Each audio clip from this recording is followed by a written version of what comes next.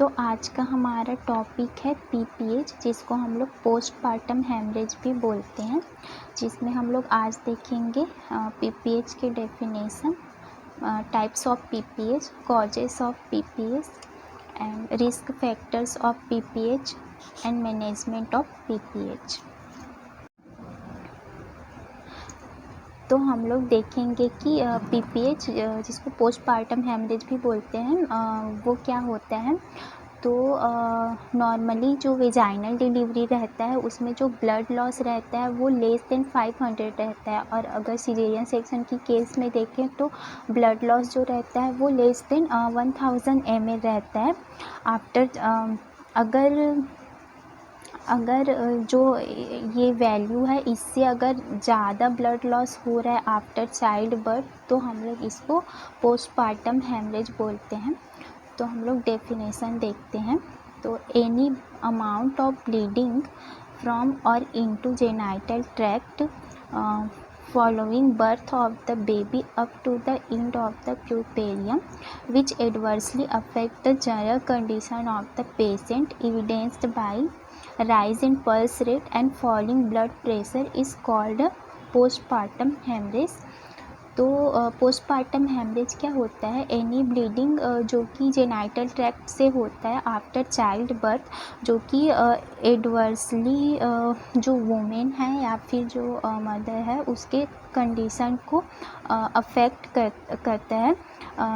जैसे कि जो पल्स रेट है वो हमें हाई मिलेगा, और जो ब्लड प्रेशर है मतलब लो ब्लड प्रेशर देखने को मिलेगा।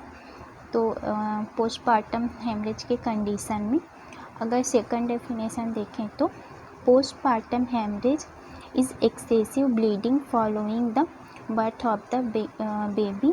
तो आफ्टर चाइल्ड बर्थ अगर एक्सेसिव ब्लीडिंग देखने को मिल रहा है इनटू द जेनाइटल ट्रैक्ट और फ्रॉम द जेनाइटल ट्रैक्ट, तो it is called PPH. Normally क्या होता है, blood loss after vaginal delivery less than 500 ml रहता है, and after caesarean section less than 1000 ml रहता है। अगर जो ब्लड लॉस है जो ये वैल्यू है उससे ज़्यादा हो रहा है तो इसको हम लोग पोस्टपार्टम हेमरेज बोलते हैं। तो एक्सेसिव ब्लीडिंग मतलब क्या होता है? अगर bleeding more than 500 ml after vaginal delivery और more than 1000 ml after cesarean section after delivery and up till 12 weeks of delivery, it is called PPH, postpartum hemorrhage। अगर पीपीएच के टाइप्स देखें तो पीपीएच ये जो होता है 2 टाइप्स के होते हैं, primary PPH and secondary PPH. तो देखते हैं कि प्राइमरी पीपीएच किसको बोलते हैं। अगर 24 आवर्स के अंदर में प्लेसेंटा के एक्सपेल आउट होने के बाद अगर हमें ब्लीडिंग दिखाई देता है तब हम लोग उसको प्राइमरी पीपीएच बोलते हैं। After expulsion of placenta within 24 hours, so it is called primary PPH. जो प्राइमरी पीपीएच होता है वो 2 टाइप्स का होता है, third stage haemorrhage and true PPH. तो देखते हैं कि थर्ड स्टेज हेमरेज क्या होता है। अगर ब्लीडिंग हमें प्लेसेंटा के एक्सपेल आउट होने के पहले दिखाई देता है तब हम लोग उसको थर्ड स्टेज हेमरेज बोलते हैं। अब देखते हैं कि ट्रू पीपीएच किसको बोलते हैं। अगर ब्लीडिंग हमें after expulsion of the placenta के एक्सपेल आउट होने के बाद अगर हमें ब्लीडिंग दिखाई देता है तब हम लोग उसको ट्रू पीपीएच बोलते हैं। अब देखते हैं कि सेकेंडरी पीपीएच क्या है। तो अगर bleeding after 24 hours to 6 weeks तक मतलब चाइल्ड बर्थ के बाद अगर ब्लीडिंग दिखाई देता है तब हम लोग उसको सेकेंडरी पीपीएच बोलते हैं। और सेकेंडरी पीपीएच का जो मोस्ट कॉमन कॉज होता है वो रिटेन्ड प्लेसेंटल टिश्यू होता है। इसको हम लोग डिलेड और प्यूरपेरल हेमरेज भी बोलते हैं। अब देखते हैं कि कौन कौन से कॉजेज़ हैं जो पीपीएच कॉज करते हैं। तो इसको हम लोग 4T से याद कर सकते हैं, जिसमें पहला जो टी है वो डिनोट करता है डिक्रीज टोन ऑफ यूट्रस, इसको हम लोग एटोनिक यूट्रस भी बोलते हैं। इसमें क्या होता है एटोनिक यूट्रस में क्या होता है, मतलब आफ्टर चाइल्ड बर्थ या फिर डिलीवरी के बाद जो यूट्रस रहता है वो सॉफ्ट और वीक हो जाता है। तो इसकी वजह से क्या होता है, जो यूट्राइन मसल रहते हैं वो प्रॉपरली कॉन्ट्रैक्ट नहीं हो पाते हैं। तो जब यूटेराइन मसल प्रॉपरली कॉन्ट्रैक्ट नहीं हो पाते हैं तो जो प्लेसेंटल ब्लड वेसल रहते हैं वो क्लैम्प नहीं हो पाते हैं, जिसकी वजह से ये आगे जाके एक्सेसिव ब्लीडिंग कॉज करता है आफ्टर डिलीवरी। तो ये पोस्टपार्टम हेमरेज लीड करता है अगर यूट्रस एबल नहीं है, जो यूट्राइन मसल है वो एबल नहीं है to contract properly. Then second cause देखें तो ट्रॉमा, अगर ड्यूरिंग डिलीवरी या फिर डिलीवरी के टाइम, मैनेजमेंट के टाइम अगर मतलब पेरिनियल टीयर हो जाता है या फिर वेजाइनल लेसरेशन हो जाते हैं, तब ये अगर कोई भी ट्रॉमा है जो कि एसोसिएटेड होता है डिलीवरी से, तो वो पीपीएस कॉज करते हैं। एंड थर्ड कॉज देखें तो रिटेन्ड प्लेसेंटल टिश्यू।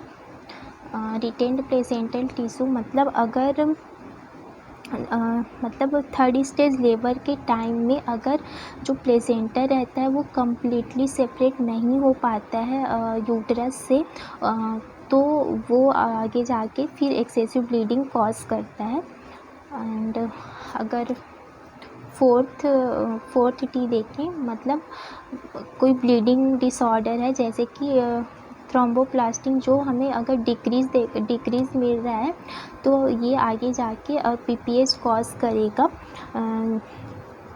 जैसे कि थ्रोम्बोप्लास्टिन जो होता है वो एक प्रकार का एंजाइम होता है जो कि ब्रेन में या फिर लंग में या फिर अदर टिश्यूज़ में पाया जाता है, और स्पेशली ये जो होता है ब्लड प्लेटलेट्स में प्रेजेंट रहता है।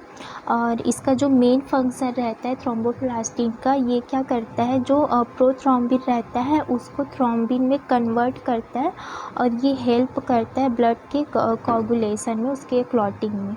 सो अगर ये डिक्रीज़ मिलेगा तो फिर आगे जाके फिर ये पीपीएच कॉज करेगा। अगर मोस्ट कॉमन कॉज देखें पीपीएच का तो डिक्रीज टोन ऑफ यूट्रस, जिसको हम लोग एटोनिक यूट्रस भी बोलते हैं।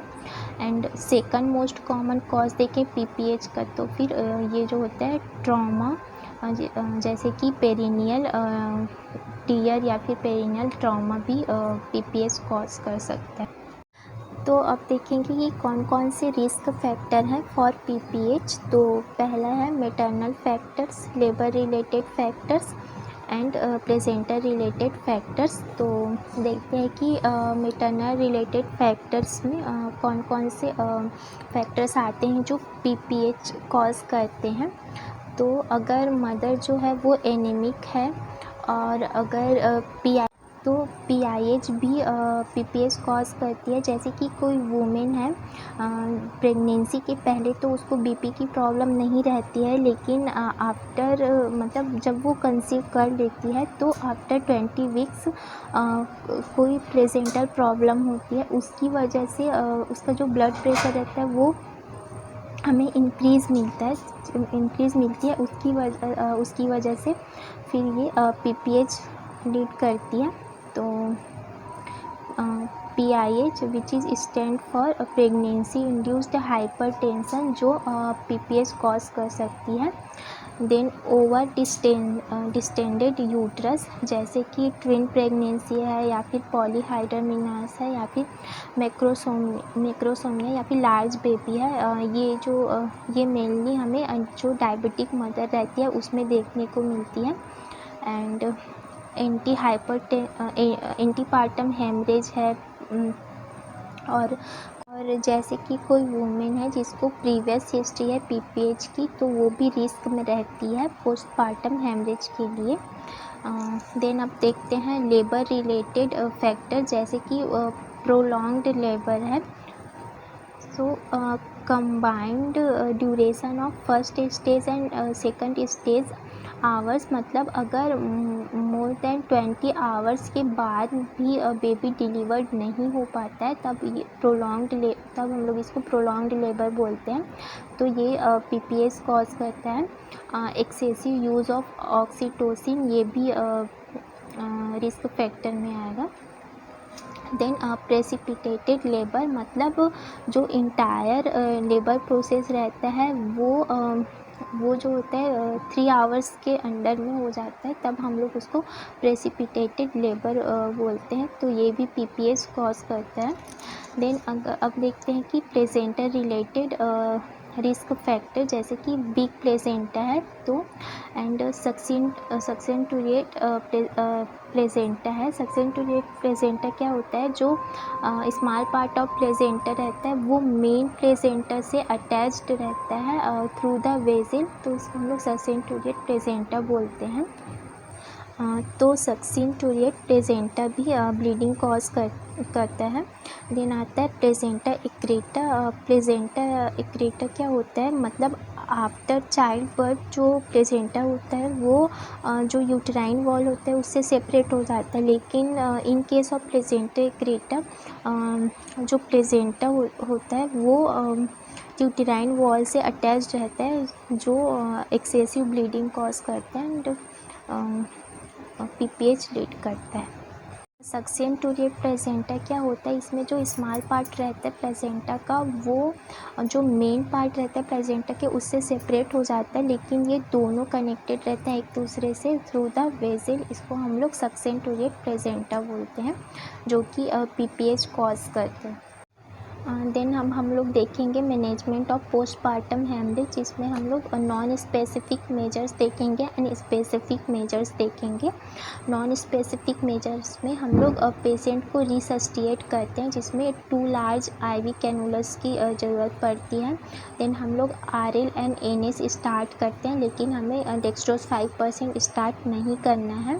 हम लोग ब्लड सैंपल लेंगे पेशेंट का, जिसके HB and ABO RH and CBC test के लिए। देन हम लोग ब्लड अरेंज करेंगे एंड कैथेटराइज करेंगे ब्लैडर को। अब इसके बाद हम लोग देखते हैं कि स्पेसिफिक मेजर्स, जिसमें हम लोग फर्स्ट स्टेज में यूटेराइन मसाज करते हैं, देन इंजेक्शन ट्रेनेक्सा देते हैं, देन उसके बाद हम लोग ऑक्सीटोसिन एंड अदर ड्रग्स देते हैं मेडिकल मैनेजमेंट के लिए। हम लोग 30 मिनट तक मेडिकल मैनेजमेंट करेंगे। अगर ये फेल हो जाता है देन हम लोग मैकेनिकल मैनेजमेंट करते हैं, मतलब मैकेनिकल मेथड यूज़ करते हैं। अगर ये भी फेल हो जाता है देन हमारा लास्ट ऑप्शन जो रहता है वो सर्जिकल मेथड रहता है। देन हम लोग यूटेराइन मसाज में bimanual compression of uterus technique use करते हैं, जिसमें 1 हैंड इज़ ऑन यूट्रस पर abdominally and other hand is inside the uterus. तो मतलब एक हैंड जो रहता है पर एब्डोमिनली यूट्रस पे रहता है एंड अनदर हैंड जो मतलब दूसरा हैंड जो रहता है वो इनसाइड द यूट्रस रहता है। फिर हम लोग दोनों हैंड के बीच में यूट्रस को प्रेस करते हैं ताकि ब्लीडिंग जो है वो स्टॉप हो जाए। देन अब हम लोग देखते हैं कि कौन कौन से मेडिकल मैनेजमेंट है PPH की, जिसमें हम लोग देखेंगे जो फर्स्ट लाइन ड्रग होता है to prevent PPH which is oxytocin. तो जो डोज देखते हैं तो इसको ऑक्सीटोसिन को हम लोग IM और IV इन्फ्यूजन में भी दे सकते हैं, और डोज जो रहता है वो 40 IU रहता है। अगर इम्पॉर्टेंट पॉइंट देखें तो इसको हमें कभी भी IV बोलस के साथ में IV बोलस नहीं देना है, क्योंकि ये कार्डियक अरेस्ट कॉज करता है एंड हमें इसको NS या फिर RL के साथ में देना है, और डेक्सट्रोज के साथ में भी हमें इसको नहीं देना है। ये जो रहता है फर्स्ट लाइन ड्रग होता है to prevent the PPH। And second drug देखें तो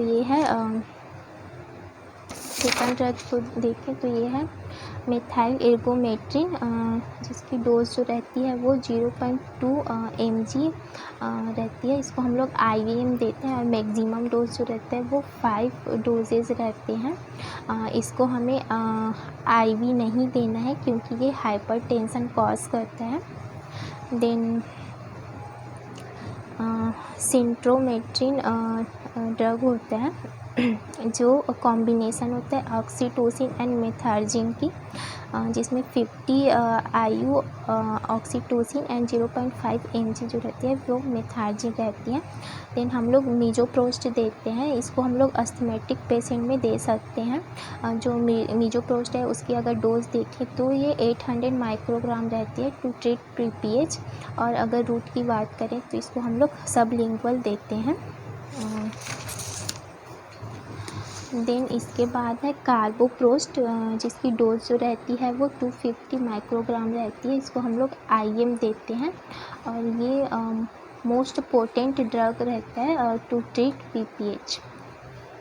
हम लोग ट्रिनेक्सा भी देते हैं, जिसकी डोज जो रहती है वो 1 ग्राम 1 ग्राम रहती है, इसको हम लोग IV देते हैं, और ये मोस्ट स्पेसिफिक ड्रग होती है फॉर PPH के लिए, और ये मतलब कोई सी भी ब्लीडिंग रहती है, एनी काइंड ऑफ ब्लीडिंग रहती है, उसको कंट्रोल करने के लिए यूज़ किया जाता है।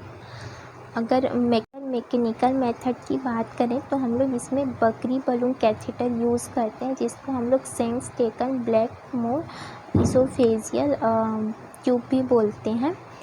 इसमें क्या जो बकरी बलून कैथेटर रहता है उसको हम लोग ट्रांसवेजाइनली इनसाइड द यूट्रस प्लेस करते हैं, और 300 to 500 ml of warm normal saline हम लोग मतलब इसको हम लोग वार्म नॉर्मल सलाइन को हम लोग बकरी बलून कैथेटर में फिल करते हैं, और उसको इन्फ्लेट करते हैं इनसाइड द यूट्रस, जिसकी वजह से ये जो बल्ब रहता है वो यूट्रस को प्रेस करता है, तो ये ब्लीडिंग को फिर स्टॉप करता है।